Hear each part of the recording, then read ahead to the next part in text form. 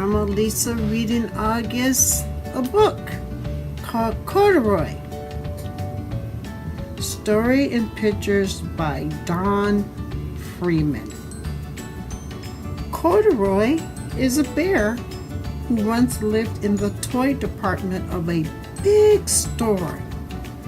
Day after day, he waited with all the other animals and dolls for somebody to come along and take him home.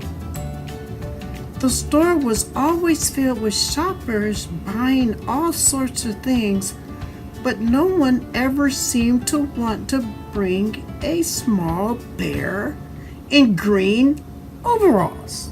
Should he change clothes, August?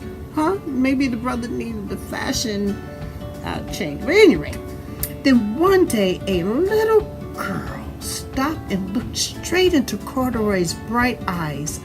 "Oh, Mommy," she said, "look, there's the very bear I've always wanted." "Not to dare," Mother sighed. "I've spent too much money already. Besides, he doesn't look new. He's lost the button of one of his shoulder straps." Corduroy watched them sadly as they walked away. "I didn't know I lost the button," he said to himself. "Tonight I'll go and see if I can find it." Late that evening, when all the shoppers had gone and the doors were shut and locked, Corduroy climbed carefully down from his shelf and began searching everywhere on the floor for his lost button. Suddenly he felt the floor moving under him. Quite by accident, he stepped onto an escalator and up he went. Could this be a mountain, he wondered? "I think I've always wanted to climb a mountain." He stepped off the escalator as it reached to the next floor. And there before his eyes was the most amazing sight.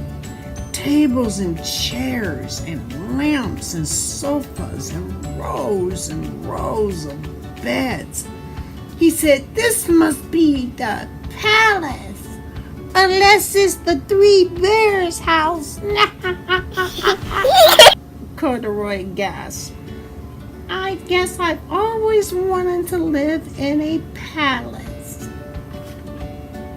He wandered around admiring the furniture. "This must be a bed," he said. "I've always wanted to sleep in a bed." And he crawled onto a large, thick mattress. All at once he saw something small and round. "Why, here's my button." And he tried to pick it up, but like all the other buttons on the mattress, it was tied down tight.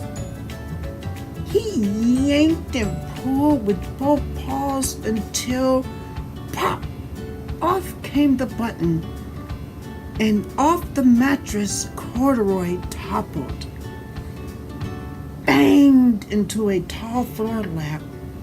Over it fell with a crash. Corduroy didn't know it, but there was someone else awake in the store. The night watchman. He was going on his rounds on the floor above. I know it makes me cry too what the police be doing to small little brown bears. You know what I'm saying? Yeah, brother.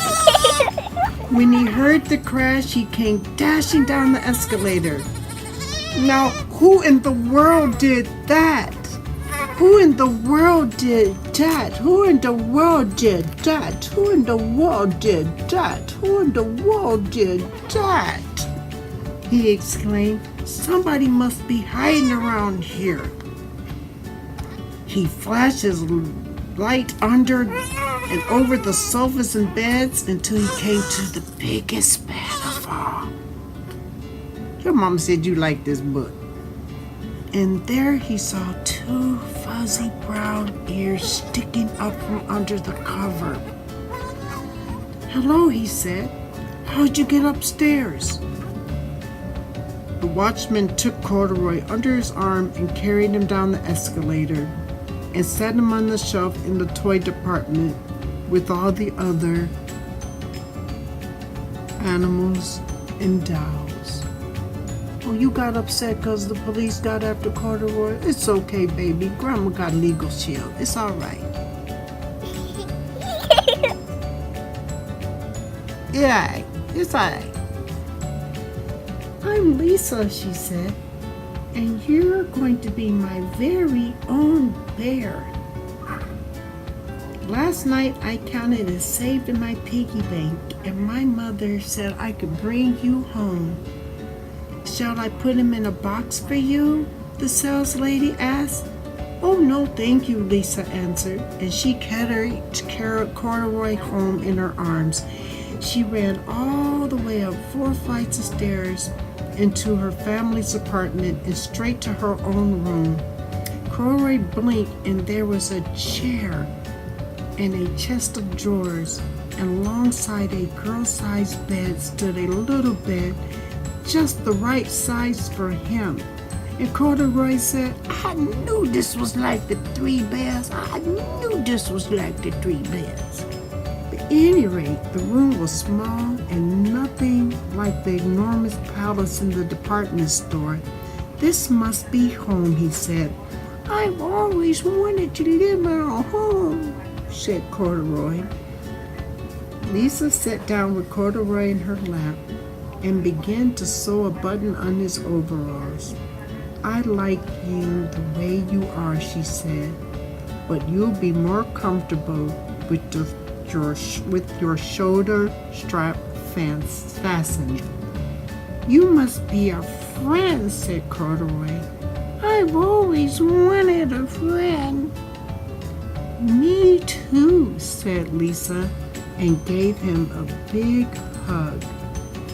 The end.